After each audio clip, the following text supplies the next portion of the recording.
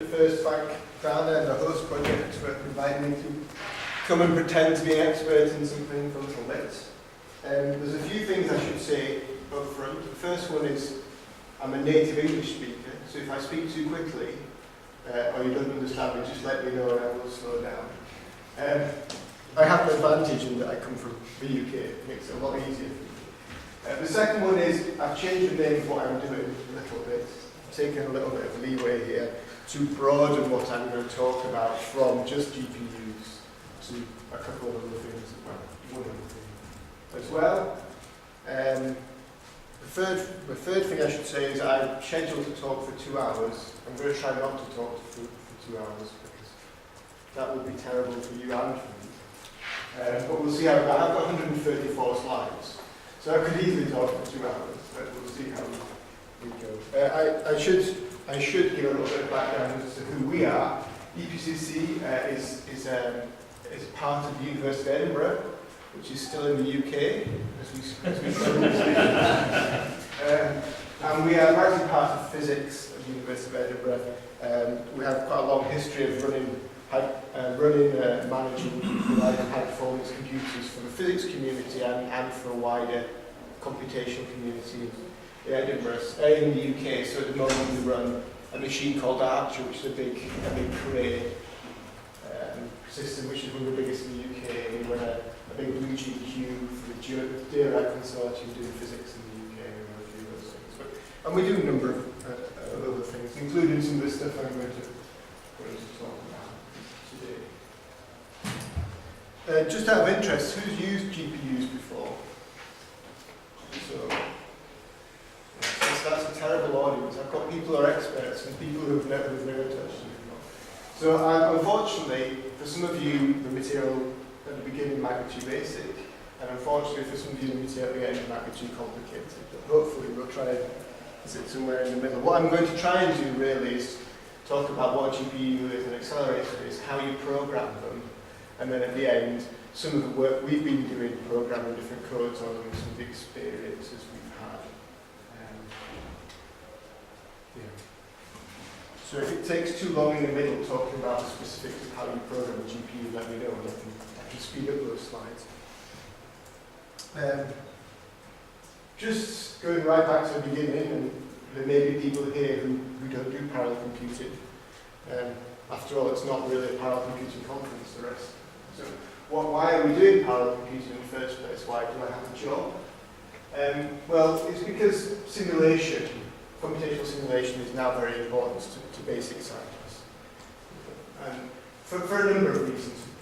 Because it enables you to do experimentation without spending money, without spending very much money.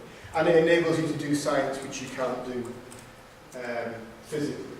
So as I mentioned, fusion. I work with quite a few people doing fusion simulations. And it's quite a difficult environment to run experiments in, to monitor what's going on inside the plasma. It's quite hard. You can't stick your hand in there. It's a bit hot. And you can't really stick any implement in there. You can bounce lasers into it and see what's going on, but there's a limited amount of information you can get back from that. So things like that, you need to be able to write a program, because you've got a theory about what's going on, run it, then your simulation generates some output, and you can compare that output to what you actually get from a device, from a machine. And if the two correlate, then you can maybe see, you kind of understand what's going on inside there. But why are we doing parallel computing? Because that's just computational simulation. Why do you need parallel? Why do you do things more than once? Well, so what quite often happens with us is that people come to us, scientists come to us and say, well, I've written a code which does my science, and I'm quite happy now that it's working, but it takes 4 months to produce a result. What can I do about that? Now, you could go back, you could have, at one point in time, followed Moore's law, really, and over time, the hardware you bought got faster, the processors got faster. I mean, Moore's law isn't really, if you've heard of Moore's law, people call it Moore's law as the performance of a processor doubles every minute, but really it's more to do with transistor densities and things. But there was a period of time where processors sort of doubled in performance every 18 months to 2 years. But even then, a lot of simulation needs more than still needs more than you can do. You buy a faster processor, but then suddenly you want to do a bigger simulation, so it takes longer. So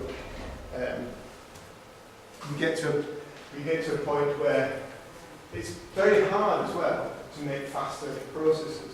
So the reason that processors performance improves with time, so that you can double the performance of processors, is that people got better at making them. Okay, but there are physical limitations in how fast you can push a processor. The bit of silicon your processor can only take a certain amount of energy before it sets on fire, and that is sort of a physical limit. And the way you get around that, so to make a processor go faster, you try and push the frequency up, so you do more instructions a second.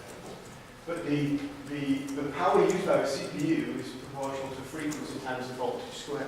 So if you push the frequency up, and you've got a single power envelope, you have to reduce the voltage. That's how you balance it. You faster CPU, you reduce the voltage. Now we could do that because people became better at making transistors.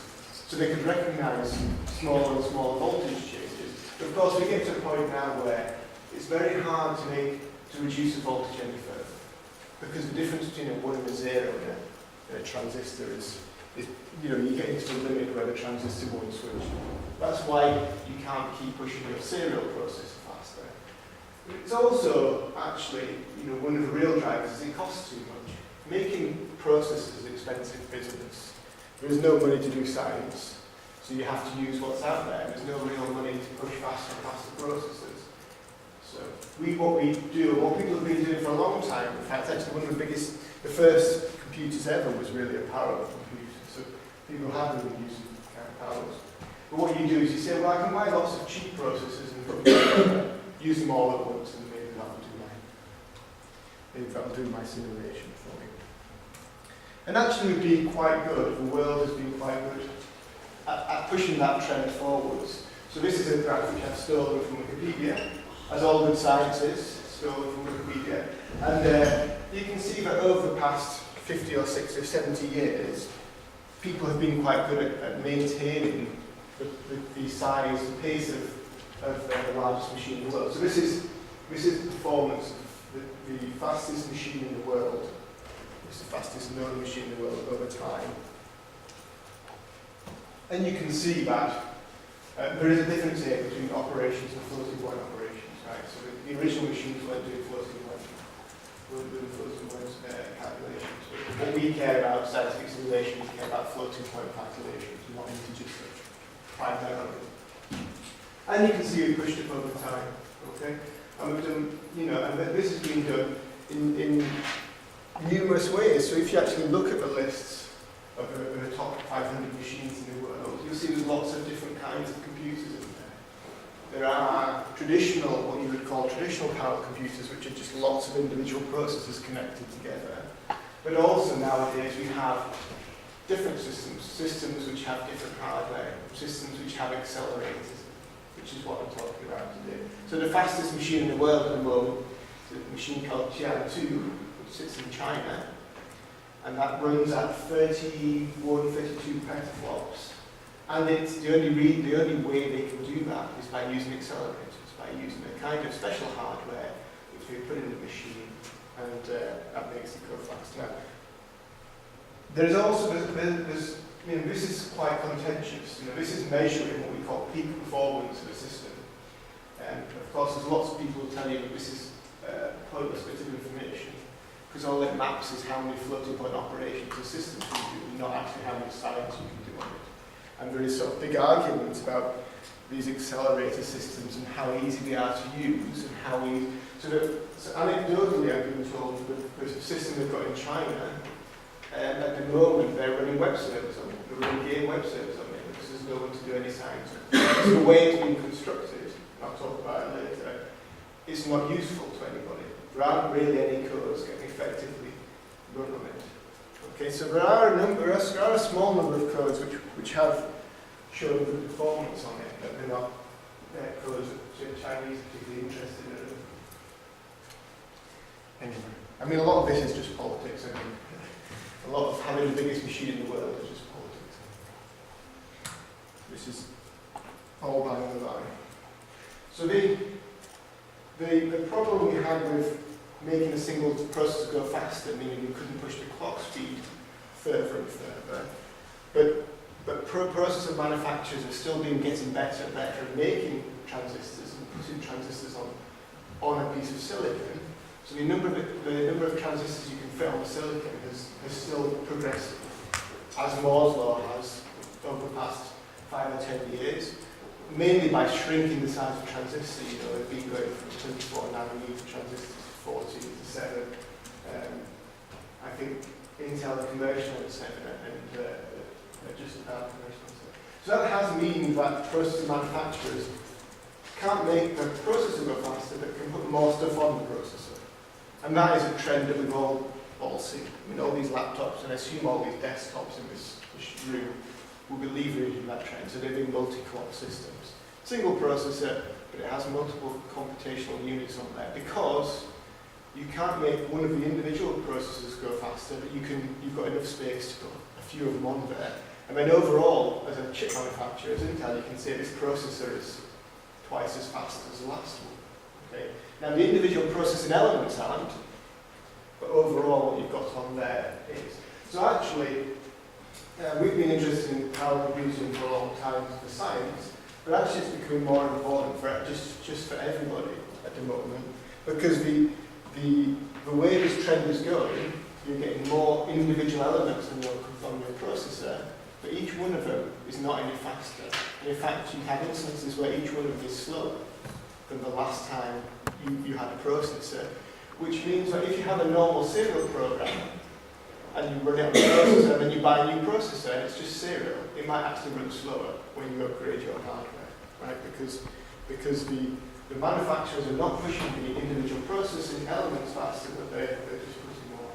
So we have now parallelism, which is explicit in processor design. Parallelism, there are very few processors made nowadays which are just a single serial processor.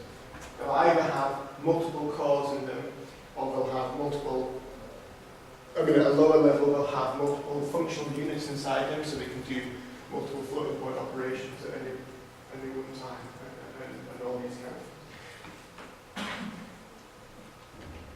things. And these are examples of that. I like pictures of processors, so I was putting in a bit more. This one here, these are sort of two extreme examples of that. So this one here is a Blue Gene Q processor. So Blue Gene was one of IBM's line of supercomputers, very successful line of supercomputers, and the Q is the latest one. And this is a reasonably specialised processor which IBM made themselves, where it's actually got 16 physical cores on it. So there's these PUs, 16 of them. We actually make them with 17, but one of them is redundant. They make 16 of them, and then each of these physical cores can run 4 threads efficiently. And so you can actually run 64 things quite efficiently on this machine. Okay, so that's a Blue Gene Q. Now, Blue Gene Q is a really nice parallel computer, but it's just not useful for everybody. Partly because it has quite a low memory footprint for each processor. So you can run 64 things on here, but for each processor you don't get very much memory. Not all applications can run where you don't have a lot of memory. Also, each one of these individual things here is not running very quickly, so it's only running at, say, 1 gigahertz, 1.1 gigahertz, something like that. So you've got lots of things that are running a little bit slow. This one on the right-hand side here is a GPU processor. And this is an even more extreme example of what you have on this side. So this here is a fully functional processor. It does run an operating system. It's not designed to run a web browser and Microsoft Word and that kind of stuff, but effectively it can do. It has all the functionality it has to do that. This over here is not. This is a processor which is designed primarily to do rendering of graphics. So we'll come back and look at this, but it has a lot more smaller cores on it, and a lot less of this stuff in the middle here, which this processor has. So you can see here this Blue Gene processor, all the processing units are sitting around the outside, and in the middle there's something else going on here, which is taking up 50% of the processing of the chip area.